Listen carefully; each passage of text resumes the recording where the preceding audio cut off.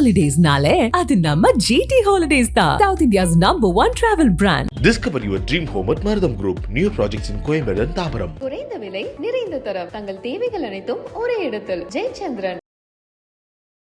அமித்ஷா அவர்கள் நம்ம ஆந்திர மேடையில் உங்களை கூப்பிட்டு பேசின ஒரு காட்சியும் வைரல் ஆயிருந்துச்சு, எல்லோரும் பார்த்துருந்தாங்க.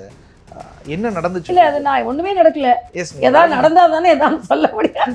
அவரு கை துணியெல்லாம் இப்படி இருந்ததும் அவர் சாதாரணமாவே அப்படிதான் பேசுவார். அவரை சாதாரணமே அப்படிதான் எங்க கிட்ட பேசுவார். அந்த கை துணியெல்லாம் எங்க மேல இருக்கிற உரிமை என்பதை நாங்கள் எடுத்துக்கொள்வோம். தவறா எதுவுமே சொல்லலை. நாங்கள்லாம் தோர்த்ததில் அவருக்கு கொஞ்சம் மனக்கவலை. ஆனால் இன்னும் கொஞ்சம் நீங்கள் அமைப்பு ரீதியாக நீங்கள்லாம் பலம் பெற்றிருக்க வேண்டும் என்பதை மாதிரி தான் கருத்து சொன்னாரே தவிர, அது என்னை திட்டினாரு, என்ன உடனே கண்டிச்சாரு, அது இவரை பற்றி கருத்து சொன்னனால அந்த கண்டிச்சார், அதெல்லாம் ஒன்றுமே இல்லை. அதனால தான் நான் அன்னைக்கு அக்கா கம்ஃபர்டபுள்னு சொல்லிட்டு வந்தேன். ஒன்றும் பிரச்சனை இல்லை. பிறகு பேசியிருந்தீங்களா? ஆமாம், பேசினார். அவரே கூப்பிட்டு என்னை என்னென்ன பிரச்சனைகள் என்று தெரிந்து கொண்டார். அதனால் அவரே தான் மறுபடியும் கூப்பிட்டார். தவறாக முன்னிறுத்தப்பட்டு விட்டதே என்று கவலையோடு அவர் என்னை அழைத்தார். ஒரு 10 நாள்லேயே நான் போய் பார்த்தேன். அதையும் சொன்னாருங்களா, இப்படி நியூஸ் இப்படி ஆயிடுச்சே அப்படின்னு? அந்த வருத்தம் அவருக்கும் இருந்தது. ஸோ இப்போ எவ்ரிதிங் ஸ்மூத் இல்லை மேம்? Everything smooth. ஆனால் ஸ்மூத்தாக ஆயிடக்கூடாதுன்னு பல பேர் நினைக்கிறாங்க. ஸ்மூத் ஆகிட்டா என்ன பண்ணுறது? எப்போவுமே ஒரு தமிழ் செய்யணும், இவங்களுக்கு ஆகாது. நேற்று கூட நான் சொன்ன கருத்து உடனே அண்ணாமலைக்கு அறிவுரை, எனக்கு தவறு என்று பட்டால் நான் அதை சொல்வேன், அது என்பது என் கட்சிக்கு தெரியும். உடனே அது ஏதோ நான் அண்ணாமலைக்கு எதிராக சொல்றேன், கட்சிக்கு எதிராக சொல்றேன் கிடையாது. சரினா சரின்னு சொல்வேன், தவறுனா தவறுன்னு சொல்வேன். ஒரு ஆளுநர் மாளிகையில் வைத்து பேட்டி காணும் பொழுது நீங்க அரசியலுக்கு வருவீங்கன்ற சிக்னலை கொடுத்தீங்க. ஆச்சரியமா இருந்துச்சு. அப்பவே நான் ஆச்சரியமா தான் கேட்டிருந்தேன். நீங்க மிஸ் பண்றீங்களா தமிழ்நாட்டை? நிச்சயமா மிஸ் பண்றேன். நிச்சயமா என்னோட அரசியல் வாழ்க்கையை நான் மிஸ் பண்ண தான் செய்யறேன். இப்போ மிஸ் பண்றேன், எப்பவும் மிஸ் பண்ணுவேன்னு சொல்ல முடியாது. ஓ, பெரிய இதா இருக்குமே. நம்மளை பொறுத்த வரைக்கும் புரட்சிகள் செய்வது தானே நம்மளோட. எவ்வளோ என்னென்னவோ விஷயங்கள் செஞ்சிருக்கிறீங்க. செய்தியாளர் சந்திப்பு நடத்துறீங்க, ஆளுநர் ஆயிட்டு மறுபடியும் மக்கள் மன்றத்துக்கும் வரதுக்கு வாய்ப்பு இருக்குன்னு சாத்தியமா மேம்? சத்தியம்தான், சத்தியமா சாத்தியம். ஐயோ, நீங்க ஆளுநராகவே இருந்திருக்கலாமே, தோத்து போயிட்டீங்களே, இப்ப கட்சியில ஒரு அங்கீகாரமும் இல்லையே அப்படின்னு. ஒரு ஆளுநர் பதவியை விட்டுட்டு வந்தேன் அப்படின்றது சாதாரணம் இல்லை. என்ன பெரிய விட்டுட்டு வந்தாங்க இல்ல. 2 மாநிலம், 2 முதலமைச்சர் நமக்காக காத்திருப்பார்கள். சொகுசான வாழ்க்கை இருந்தால் இன்னும் 5 வருடங்களுக்கு கூட எனக்கு எக்ஸ்டென்ஷன் தரேன்னு தான் சொன்னாங்க. ஆக அது பதவி ஆசையா, இது பதவி ஆசையா? பதவி ஆசைக்கு தான் வந்துட்டாங்க. என்ன பதவி? இன்னொரு பக்கம் அப்படியே இந்த இது நடந்துட்டு இருக்கும்போது அமித்ஷா அவர்கள் நம்ம ஆந்திர மேடையில் உங்களை கூப்பிட்டு பேசின ஒரு காட்சியும் வைரல் ஆயிருந்துச்சு, எல்லோரும் பார்த்துருந்தாங்க.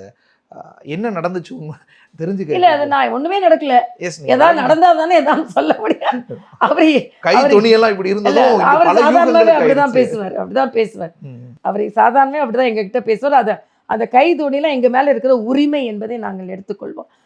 என்னை பொறுத்தமட்டில் மரியாதைக்குரிய அமித்ஷா அவர்கள் தேசிய தலைவர், நான் மாநில தலைவர். நான் இன்று கூட மரியாதைக்குரிய பாரத பிரதமர் அடியிலும் அமித்ஷா அவர்கள் அடியிலும் பணியாற்றியதை பெருமையாக கொள்கிறேன். மரியாதைக்குரிய பாரத பிரதமரிடமிருந்து 24 மணி நேரமும் இப்படி பணியாற்ற வேண்டும் என்பதை கற்றுக்கொண்டோம். அமித்ஷா அவர்களிடம் நேரடி தலைவராக பணியாற்றும் பொழுது அமைப்பு ரீதியாக கட்சியை எப்படி பலப்படுத்தி சமூக ரீதியாக கட்சியை எப்படி எடுத்து செல்வது என்பதை நாங்கள் கற்றுக்கொண்டோம். இந்த 2 மாநிலங்களிலும் சிறப்பாக நிர்வாகத்தை என்னால் நடத்த முடிந்தது என்றால் ஒரு குற்றச்சாட்டு கூட என்னை பார்த்து யாரும் சொல்ல முடியாத அளவிற்கு 2 மாநிலங்களிலும் என்னால் நிர்வாகத்தை கொண்டு செல்ல முடிந்தது என்றால் இந்த 2 பெரும் தலைவர்களிடம் நான் பெற்ற ஒரு அனுபவம் தான். அதனால அவர் தவறா எதுவுமே சொல்லலை. இப்போ நாங்கள்லாம் தோர்த்ததில் அவருக்கு கொஞ்சம் மனக்கவலை. ஆனால் இன்னும் கொஞ்சம் நீங்கள் அமைப்பு ரீதியாக நீங்கள்லாம் பலம் பெற்றிருக்க வேண்டும் என்பதை மாதிரி தான் கருத்து சொன்னாரே தவிர, அது என்னை திட்டினாரு, என்ன உடனே கண்டிச்சாரு, அது இவரை பற்றி கருத்து சொன்னனால அந்த கண்டிச்சார், அதெல்லாம் ஒன்றுமே இல்லை. அதனால தான் நான் அன்னைக்கு அக்கா கம்ஃபர்டபுள்னு சொல்லிட்டு வந்தேன். ஒன்றும் பிரச்சனை இல்லை. அது அதீதமாக எடுத்து செல்லப்பட்டது என்பதுதான் எனது கருத்து. அதன் பிறகு பேசியிருந்தீங்களா? ஆமாம், பேசினார். அவரே கூப்பிட்டு என்னை என்னென்ன பிரச்சனைகள் என்று தெரிந்து கொண்டார். அதனால் அவரே தான் மறுபடியும் கூப்பிட்டார். தவறாக முன்னிறுத்தப்பட்டு விட்டதே என்று கவலையோடு அவர் என்னை அழைத்தார். ஒரு 10 நாள்லேயே நான் போய் பார்த்தேன். அதையும் சொன்னாருங்களா, இப்படி நியூஸ் இப்படி ஆயிடுச்சே அப்படின்னு? ஸோ அந்த வருத்தம் அவருக்கும் இருந்தது. ஸோ இப்போ எவ்ரிதிங் ஸ்மூத் இல்லை மேம்? Everything is smooth. ஆனா அது ஸ்மூத்தாக ஆயிடக்கூடாதுன்னு பல பேர் நினைக்கிறாங்க எதிர்கட்சியில் ஸ்மூத் ஆகிட்டா என்ன பண்ணுறது. ஸோ எப்போவுமே ஒரு தமிழ் செய்யணும் இவங்களுக்கு ஆகாது அப்படின்னு. பட் எப்போவுமே பழுத்த மரம் கல்லடிப்பட நான் நிறைய கல்லடிப்படுவேன். நான் எப்போவுமே பழுத்த மரமாக இருப்பேன். அதனால் சின்ன கருத்து நேற்று கூட நான் சொன்ன கருத்து உடனே அண்ணாமலைக்கு அறிவுரை அப்படின்னு அது வந்து அண்ணாமலையே புரிஞ்சுக்கிட்டாரு. எனக்கே தொலைபேசியில் தொடர்பு கொண்டு அப்படியே பேசினார். நாங்கள் 2 பேரும் தான் பேசிக்கிட்டோம். என்ன சொன்னார்? இல்லை இது ஒன்றும் ஒரு மூத்த சகோதரின்ற வகையில் நான் சொல்கிறேன், அதையும் நான் சொல்லிட்டேன். மூத்த சகோதரின்ற முறையில் நான் சொல்கிறேன் அப்படின்னு சொல்லிட்டேன். ஆனால் என்னை பொறுத்த மட்டும் நான் கருத்துக்கள் ஏதாவது சொல்ல வேண்டும் என்று இருந்தால் அதை வலிமையாக எடுத்து சொல்வேன். எனக்கு தவறு என்று பட்டால் நான் அதை சொல்வேன். அது என்பது என் கட்சிக்கு தெரியும். உடனே அது ஏதோ நான் அண்ணாமலைக்கு எதிராக சொல்கிறேன், கட்சிக்கு எதிராக சொல்கிறேன் கிடையாது. கட்சி மீது ஒரு ஆசிரியர் எப்படி கட்சி மாணவன் நன்றாக இருக்க வேண்டும் என்ற ஒரு கருத்தை சொல்கிறாரோ, ஒரு அம்மா அப்பா மாணவன் தன் மகன் மகள், ஒரு அக்கா எப்படி தம்பி தங்கை, அந்த மாதிரி தான் என்னோட கருத்தை எடுத்துக்கொள்ள வேண்டாம். நான் எனக்கு அந்த பழக்கம் இருக்கிறது. சரினா சரின்னு சொல்வேன், தவறுனா தவறுன்னு சொல்வேன். எதுவாக இருந்தாலும் பிளாக் அண்ட் ஒயிட். ஆமாம் மேம், இப்போ இது வேற ஒன்று இடையில வந்துருந்துச்சு. அண்ணாமலை அவர்களை செய்தியாளர்கள் கேட்க போகும்போது ஏர்போர்ட்ல எல்லாம் என்கிட்ட கேட்காதீங்க, இனிமேட்டு வந்து நாங்கள் வந்து அங்கங்கள்லாம் கொடுக்க மாட்டோம், கமலாலயத்தில் தான் நாங்களே ஆர்கனைஸ் பண்ணுற இடத்துல தான் ப்ரெஸ் மீட் கொடுப்போம்லாம் சொல்லியிருந்தாங்க. ஆனால் அது அப்படியும் தொடரல, திரும்பவும் அங்கங்கே இல்லை. சில முடிவுகளை சில நேரங்களில் எடுக்கலாம். இப்போ ஒரு ஆன்மீகமே தேவையில்லைன்னு சொன்னால் ஆன்மீக மாநாடு நடத்துவாங்க. ஆனால் நீங்கள் ஒரு பேட்டிக்கு இல்லைன்னா பேட்டி திருப்பி மாற்ற அன்னைக்குள்ள சூழ்நிலையில் கருத்துக்கள் மாறி மாறி வர்றதுனால அது ஒரு வேணான்னு நினச்சிருக்கலாம். அதுக்கப்புறம் இயல்பாக எல்லாருமே கொடுக்கும்போது நம்ம எப்படியும் பதில் சொல்லி தான் ஆகணும். அதாவது எல்லாரும் கொடுக்கலன்னா அண்ணாமலை சொல்கிறது கரெக்டு. எல்லாருமே இப்போ அண்ணாமலை மாத்திரம் ஃப்ளைட் ஏறதுக்கு முன்னால் கொடுத்துட்டு ஃப்ளைட் இறங்கும்போது கொடுக்கல. எல்லா தலைவர்களும் இப்போ நீங்கள்லாம் உங்களுக்காக தான்ப்பா. நீங்கள்லாம் நான் என்ன கூட சொல்வேன். நான் வந்து மதுரைக்கு போய் கொடுக்கும்போது திண்டுக்கல் ஒரு வாட்டி கொடுப்பேன். நான் என்ன சொல்வேன்னா, பாவம் தம்பிங்க வெயிலில் நிற்கிறாங்க, அவங்களுக்கு ஏதோ 2 கருத்து சொல்லிட்டு போனால் எல்லாம் எனக்கு என்ன வருத்தமாக இருக்குன்னா, இப்போ இந்த பத்திரிகையாளர்கள் நிற்கும்போது தலைநகரில் உள்ள பத்திரிகையாளர்களுக்கெல்லாம் தலைவர்களை இப்போ சந்திக்கின்ற வாய்ப்பு கிடைச்சிருது. கிராமத்தில் உள்ள பத்திரிகையாளர்களுக்கு என்னைக்காவது தான் கிராமத்துக்கு தலைவர்கள் வராங்க. ஸோ அவங்களையும் நம்ம வந்து உதாசீனப்படுத்தினா பாவம் அவங்களுக்கு யார் தான் சொல்கிறாங்க. எனக்கு அந்த பழக்கம் இருந்தது, அண்ணாமலைக்கு மட்டும் இல்லை, எனக்கு அந்த பழக்கம் இருந்தது. நான் மதுரையில் கொடுப்பேன். மதுரையில் 1 மணி நேரம் ட்ராவல் பண்ணி திண்டுக்கல்ல தம்பிங்க நிற்பாங்க. சரி ஏதோ 4 கருத்து, அவங்களுக்கும் 4 கருத்து கொடுப்பேன். ஏன்னா அவங்களும் நிருபர்கள், அவங்களுக்கும் ஒரு வாய்ப்பு வரணுன்றது. அதனால அதே மாதிரி இப்போ எல்லா தலைவர்களும் தான் கொடுக்குறாங்க. அதனால அண்ணாமலை மாத்திரம் ஏறும்போது இறங்கும்போது கொடுக்கல. அப்போ ஏறும்போது உன்னை ஏற்றி விட்டா இறங்கும்போது உன்னை ஏற்றி விடணுமா இல்லையா? அப்போ ஏற்றி நீ ஏற்றிட்டு இருக்கும்போது நாம மட்டும் இறங்கி போகணும்னு அவசியம் இல்லை இல்லையா? அதைத்தான். Super ma'am. இது நம்ம ஒரு ஆளுநராக இவ்வளோ ஆண்டு காலம், அதுவும் 2 மாநிலத்து பொறுப்பு வகித்து வந்தோம். இப்போ திருப்பியும் வந்து கட்சியில் ஒரு அடிப்படை உறுப்பினராக இருக்கிறோம். ஒரு பெரிய பொறுப்பில் நம்ம இருந்தால் தானே, ஏற்கனவே முன்னாள் தலைவர், இப்போ அதற்கு நிகராக அல்லது அதற்கு மேலான பொறுப்புகள் இருக்கும் பொழுது தானே ஒரு சாதாரண தொண்டராக இருக்கிறது எவ்வளவு நாளுக்கு பேசாம ஆளுநராகவே இருந்திருக்கலாமோன்னு ஏதாவது தோணவே இல்லை. ஆனால் எனக்கு தொலைபேசி வரும்போது நாங்கள் தோற்ற உடனே, ஐயோ நீங்கள் ஆளுநராகவே இருந்திருக்கலாமே, தோற்று போயிட்டீங்களே, இப்போ கட்சியில் ஒரு அங்கீகாரமும் இல்லையே அப்படின்னு. என் கட்சி எனக்கு மிகப்பெரிய நம்பிக்கையை கொடுத்துருக்கிறது. 1999 எனது உயர்கல்வியை முடித்துவிட்டு சாதாரண தொண்டராக சேருகிறேன். எங்கள் அப்பாவுக்கு தெரியாமல், சித்தப்பாவுக்கு தெரியாமல் 10 மாதம் கட்சியில் பணியாற்றி கொண்டு இருந்தேன். தெரியாமல் எங்கள் தெரிஞ்ச நாள்லேருந்து எங்கள் அப்பா பேசலை, தெரிஞ்ச நாள்லேருந்து எங்கள் சித்தப்பா திட்ட ஆரம்பிச்சிட்டாங்க. ஆனால் அவ்வளோ பெரிய சவாலில் நான் இந்த கட்சியில் இணைந்தேன். ஆனால் நான் ஏற்கனவே சொன்ன மாதிரி காங்கிரஸ்னால் எனக்கு பின்புல முடியும். எனக்கு வந்து அண்ணன் பீட்டர் அல்ஃபோன்ஸில் ஆரம்பித்து, அண்ணன் இளங்கோவனில் ஆரம்பித்து, சிதம்பரம்லேருந்து எல்லாரையும் நான் சின்ன வயசுலேருந்து பார்த்துட்ருக்கேன்.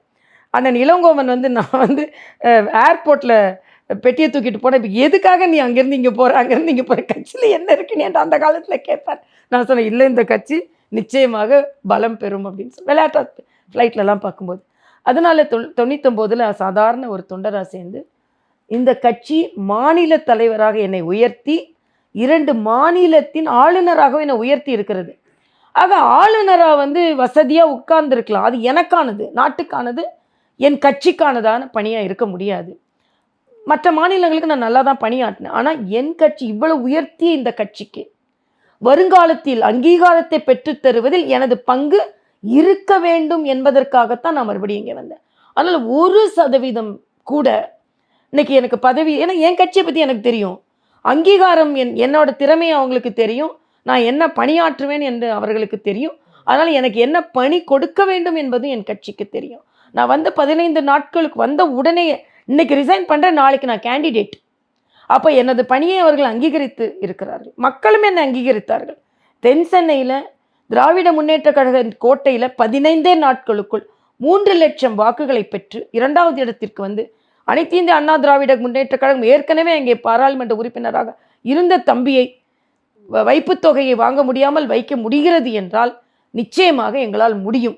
ஆக என்னை பொறுத்த வரைக்கும் அப்போ நம்ம டைம் ரொம்ப ஷார்ட்டாக இருந்தது. இன்னொன்று, இந்த கட்சி, நான் நேற்று இதில் கூட சொன்னேன், திடீரென்று கமலாலயத்தில் நான் தலைவராக இருக்கேன், கமலாலயத்தில் திடீர்னு வெடிகுண்டு வைத்து விட்டார்கள் என்று ஒரு புரளி. உடனே திருநெல்வேலி என்னை சுற்றி பாதுகாவலர்கள் வருகிறாள். ஏன்னு கேட்குற, இல்லை உங்களுக்கு பாதுகாப்பு கொடுக்கணும், ஏன்னா கமலாலயத்தில் குண்டு வைக்கப்பட்டிருக்க பொருள். நான் சொன்னேன், ரொம்ப சாதாரணமாக சொன்னேன், பாரதிய ஜனதா கட்சியை அரியணை ஏற்றாமல் இந்த உயிர் போகாது. அந்த அளவிற்கு என் கட்சியில் நான் ஈடுபாடோடு இருக்கேன். அது சில பேருக்கு தெரியலாம், சில பேருக்கு தெரியாமல் இருக்கலாம். ஒரு ஆளுநர் பதவியை விட்டுட்டு வந்தேன் அப்படின்றது சாதாரணம் இல்லை. எனக்கு என்ன வருத்தம்னா, அண்ணன் தமிழருவி மணியன் போட்டு தெரிஞ்சவர் கூட என்ன பெரிய விட்டுட்டு வந்தாங்க. இல்லை, 2 மாநிலம், 2 முதலமைச்சர் நமக்காக காத்திருப்பார்கள், 2 அமைச்சரவை, 2 ஆளுநர் உரை, நான் வர்றதுக்கு முதலமைச்சர் காத்திருப்பார். இதே போல இதை விட வசதியான இடங்கள், எதை பற்றியும் கவலைப்படாமல் பாதுகாவலர்கள் எப்பொழுதும் சொகுசான வாழ்க்கை இருந்தால் இன்னும் 5 வருடங்கள் கூட எனக்கு எக்ஸ்டென்ஷன் தரேன்னு தான் சொன்னாங்க. ஆக அது பதவி ஆசையா, இது பதவி ஆசையா? பதவி ஆசைக்கு தான் வந்துட்டாங்க. என்ன பதவி? அதுதான் பெரிய பதவி. ஆனால் மக்களோடு என்னால் சென்று அமர முடியவில்லை, மக்களோடு என்னால் பணியாற்ற முடியவில்லை. என் கட்சிக்காக பாஜக காரி என்ற சொல்லை என்னால் சொல்ல முடியும், இந்த நாட்டை சார்ந்தவள் என்று சொல்ல முடிந்தது. ஆனால் இந்த கட்சியை சார்ந்தவள் என்று என்னால் சொல்ல முடியவில்லை. தேசிய தளர் தாமரை என்று சொல்ல முடிந்தது, என் கட்சியின் சின்னம் தாமரை என்று சொல்ல முடியவில்லை என்னால். ஆளுநர் என்று சொல்ல முடிந்ததனால் அடிப்படை உறுப்பினர் என்று என்னால் சொல்ல முடியவில்லை. ஆக இதற்காக நான் வந்தேன். ஆனால் இது சாதாரண முடிவல்ல. பெரிய தலைவர்களே ஆடி போய் விட்டார்கள் இந்த முடிவுக்கு. ஆனால் நிச்சயமாக தமிழகத்தில் பாஜகவை ஒரு அங்கீகாரத்தில் கொண்டு வருது எனது பங்கு. எனக்கு அந்த ஆற்றல் இருக்கிறது, எனக்கு அந்த திறமை இருக்கிறது, எனக்கு அந்த ஈடுபாடும் இருக்கிறது. ஆக ஒரு சாதாரண தொண்டனாக இருந்து கூட என்னால் அதை கொண்டு வர முடியும். இது சிவனுக்கு ஔவையாருக்கும் முருகனுக்கும் கொண்ட உரையாடல் மாதிரி, உலகத்திலேயே பெரியது தொண்டர் பெருமை தான் பெரியதுன்றதுல நான் அடிப்படையாக இருக்கேன். ஆனால் அதே நேரத்தில் நான் முன்னாள் மாநில தலைவர் என்பதையோ, நான் அடிப்படையில் பல பதவிகளை பெற்று அந்த நிலைக்கு வந்தேன் என்பதையோ, 2 முன்னாள் ஆளுநர் என்பதை யாரும் மறந்துவிட முடியவில்லை. என் திறமை நிச்சயமாக என்னிடம் இருக்கிறது, வலிமையும் என்னிடம் இருக்கிறது, நேர்மை என்னிடம் இருக்கிறது. எல்லாவற்றையும் நான் பெருமையாக கருவது எனது உழைப்பு, எனது நேர்மை. இவை 2ம் எனது வருங்கால அரசியலுக்கு எனக்கு உதவும்.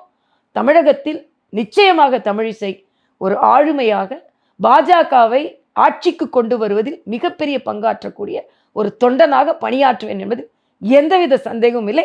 அந்த உறுதிப்பாடு என்னிடம் இருக்கிறது. உங்களை ஒரு ஆளுநர் மாளிகையில் வைத்து பேட்டி காணும் பொழுது நீங்கள் அரசியலுக்கு வருவீங்கன்ற சிக்னலை கொடுத்தீங்க.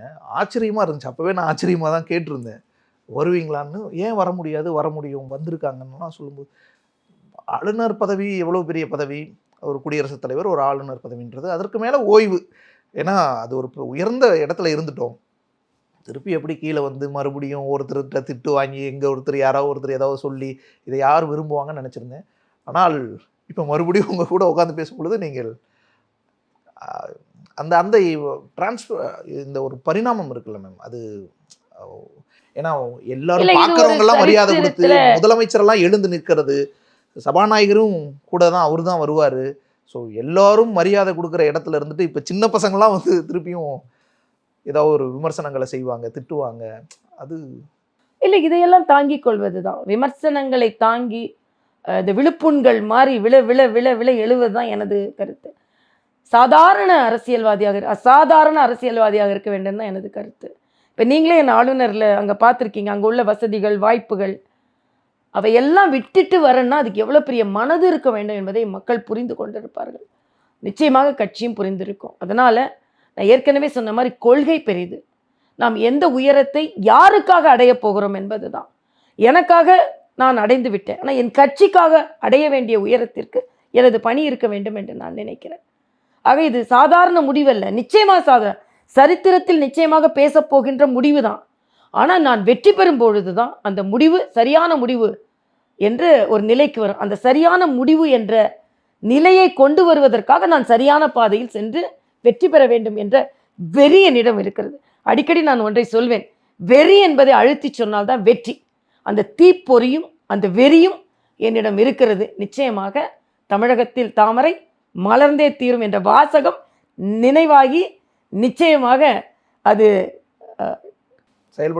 செயல்படுத்தி மற்றும் உண்மையாகி வரும் அளவிற்கு எங்களது பணி இருக்கும். அதை நீங்கள் எல்லாம் பார்க்கத்தான் போகிறீர்கள். நன்றி. உங்களுடைய நினைவுக்கு நீங்கள் பகிர்ந்த கருத்துல முக்கிய நன்றி. Holidays-நாலே அது நம்ம GT Holidays தான். South India's #1 travel brand. Discover your dream home at Marutham Group. New projects in Coimbatore and Thabaram. குறைந்த விலை நிறைந்த தரம் தங்கள் தேவைகள் அனைத்தும் ஒரே இடத்தில் ஜெயச்சந்திரன்.